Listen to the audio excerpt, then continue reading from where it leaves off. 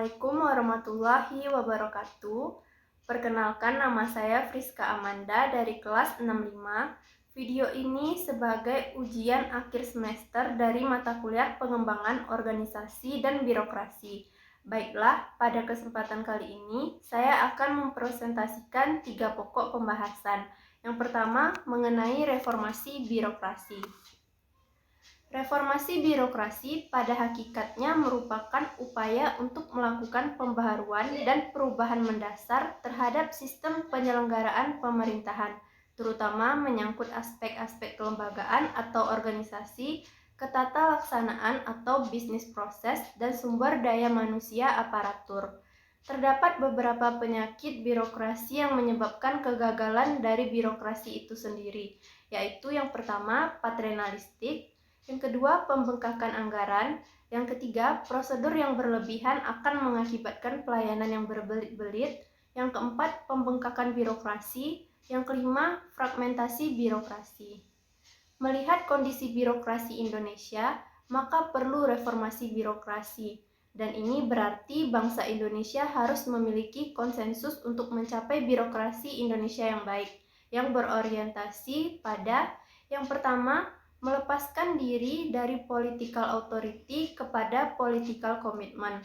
Yang menjadi pegangan adalah misi, di mana para pengambil kebijakan dan pelaksanaan kebijakan misi hanya sebagai tolak ukur.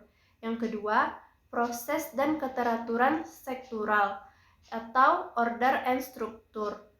Yang menjadi fokus adalah bagaimana terjadi inisiatif dan kreativitas para birokrat administrator dan dengan pemberdayaan. Yang ketiga, birokrasi yang lebih menitik beratkan kepada hasil atau output. Bukan lagi menitik beratkan kepada proses.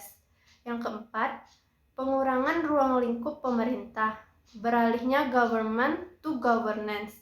Pemerintah tidak lagi menjadi aktor utama dalam menjalankan pemerintah, harus mampu melibatkan pihak non-pemerintah yang bertujuan untuk kepentingan publik. Dan yang kelima, pemberian remunerasi di dalam atau didasarkan oleh output. Tuntutan kinerja merupakan tantangan bagi seluruh komponen administrasi publik untuk menghadirkan dan menghasilkan sesuatu. Yang keenam, melaksanakan hubungan yang lebih erat antara giving orders dengan carrying them out. Kemampuan seseorang pemimpin untuk memotivasi dan mempengaruhi, tapi juga mengkoordinir dan mengintegrasikan komponen. Selanjutnya, menurut Permenpan nomor 11 tahun 2015, terdapat 3 sasaran perubahan reformasi birokrasi tahun 2015 sampai 2019.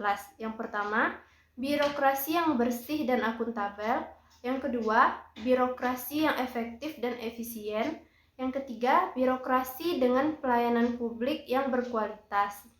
Selanjutnya, terdapat 8 area perubahan reformasi birokrasi, yaitu yang pertama, mental aparatur. Yang kedua, pengawasan. Yang ketiga, akuntabilitas. Yang keempat, kelembagaan. Yang kelima, tata laksana. Yang keenam, SDM aparatur. Yang ketujuh, peraturan perundang-undangan. Dan yang kedelapan, pelayanan publik. Selanjutnya, saya akan membahas mengenai reinventing government. Reinventing government atau diartikan dalam bahasa Indonesia berarti mewirausahakan birokrasi. Kalimat mewirausahakan birokrasi adalah bukan bagaimana birokrasi tersebut melakukan wirausaha untuk mendapatkan keuntungan sebesar-besarnya. Namun, mewirausahakan birokrasi di sini berarti mengubah sistem atau pengaturan birokrasi yang kaku, kulturis, dan irasional menjadi lebih baik dan mengadopsi sistem privat sektor dalam menjalankan manajemennya. Dalam pendekatan New Public Management, di mana orientasi birokrasi yang lebih demokratis dan fleksibel tergantung pada perkembangan masyarakat, adanya tingkat rasio yang tinggi, dan masyarakat mempunyai posisi tawar yang tinggi dalam menerima pelayanan publik. Selanjutnya, terdapat sebab munculnya konteks mewirausahakan birokrasi. Yang pertama, organisasi pemerintah yang gemuk dan lamban, sehingga cenderung bersifat spending daripada mendatangkan profit dalam wilayah fiskal. Yang kedua, pelayanan publik yang tidak efektif dan lambat, sehingga melahirkan ketidakpercayaan masyarakat pada kapasitas pemerintah dalam menyelenggarakan pelayanan publik. Selanjutnya, terdapat 10 prinsip dasar mewirausahakan birokrasi, yaitu yang pertama, pemerintahan katalis. Yang kedua, pemerintah milik masyarakat, yaitu memberi wewenang daripada melayani. Yang ketiga, pemerintah yang kompetitif, yaitu menyuntikkan persaingan ke dalam pemberian pelayanan.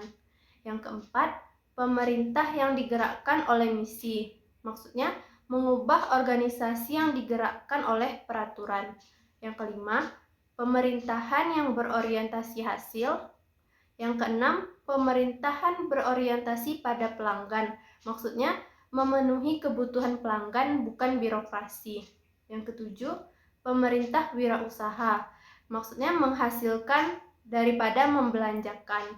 Yang kedelapan, pemerintah antisipatif, mencegah daripada mengobati. Maksudnya, kebijakan diarahkan untuk melakukan manajemen krisis dengan mencegah kerugian yang lebih besar. Dengan demikian, setiap kebijakan harus mempunyai nuansa yang bersifat antisipatif. Yang kesembilan, pemerintah desentralisasi. Dan yang kesepuluh, pemerintah yang berorientasi pasar, mendongkrak perubahan melalui pasar. Selanjutnya, saya akan membahas pokok pembahasan yang ketiga, yaitu mengenai good governance. Good governance adalah suatu penyelenggaraan manajemen pembangunan yang solid dan bertanggung jawab, yang sejalan dengan prinsip demokrasi dan pasar yang efisien, penghindaran salah alokasi dana investasi, dan pencegahan korupsi baik secara politik maupun secara administratif, menjalankan disiplin anggaran, serta penciptaan legal dan political framework bagi tumbuhnya aktivitas usaha. Good governance pada dasarnya adalah suatu konsep yang mengacu kepada proses pencapaian keputusan dan pelaksanaannya yang dapat dipertanggungjawabkan secara bersama, sebagai suatu konsensus yang dicapai oleh pemerintah, warga negara, dan sektor swasta bagi penyelenggaraan pemerintahan dalam suatu negara. Kunci utama dalam memahami good governance adalah pemahaman atas prinsip-prinsip di dalamnya. Bertolak dari prinsip-prinsip ini akan didapatkan tolak ukur kinerja suatu pemerintahan. Baik buruknya pemerintahan bisa dinilai bila ia telah bersinggungan dengan semua unsur prinsip-prinsip good governance.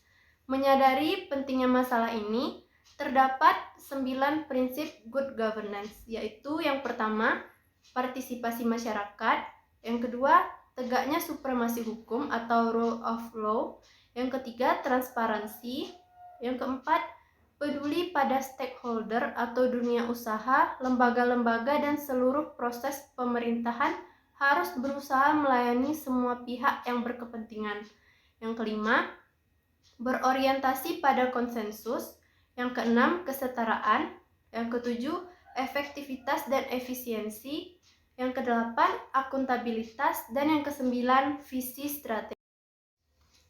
Penerapan good governance di Indonesia belum dapat dikatakan berhasil sepenuhnya, dan saya mengambil contoh mengenai pengurusan perizinan usaha.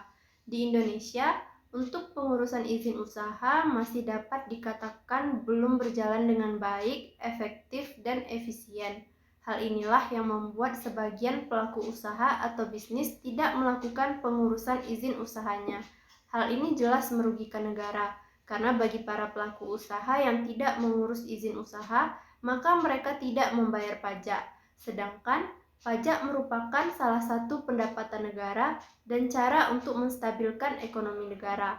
Maka dari itu, agar hal seperti ini tidak terjadi lagi, perlu dilakukan perubahan atau reformasi birokrasi dan menerapkan reinventing government, agar dapat memberikan pelayanan yang baik kepada masyarakat yang ingin mengurus izin usahanya, dengan tidak menjalankan prosedur yang berlebihan dan pelayanan yang berbelit-belit. Maksud dari reinventing government di sini adalah dengan mengubah sistem atau pengaturan birokrasi yang sebelumnya kaku, kulturis, dan irasional menjadi lebih baik dan mengadopsi sistem privat sektor dalam menjalankan manajemennya, agar dapat memberikan kepuasan kepada masyarakat dengan memberikan pelayanan yang baik, efektif, efisien, dan berkualitas. Dan diharapkan agar penerapan good governance di Indonesia bisa berhasil. Baiklah, sekian presentasi dari saya. Mohon maaf apabila banyak kesalahan dan kekurangan. Assalamualaikum warahmatullahi wabarakatuh.